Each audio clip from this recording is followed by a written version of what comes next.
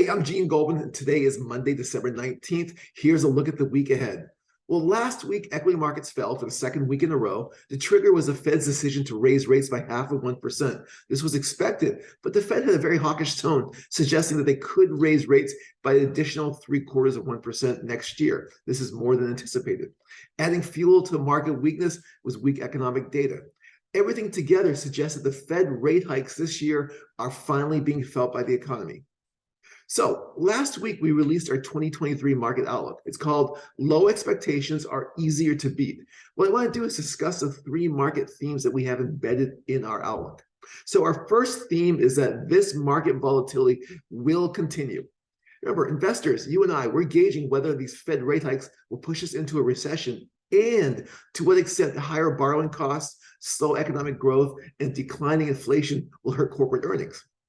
Second theme is that weakening economic growth will lead the Fed to pause rate hikes in 2023. Remember, it takes about 12 to 15 months for the economy to feel the impact of rate hikes, and we're already seeing economic weakness. For example, savings rates are at 17-year lows. The leading economic indicators peaked back in February. Again, data is suggesting that the economy is starting to slow down. If we have a recession, there's a good chance that the Fed pauses next year.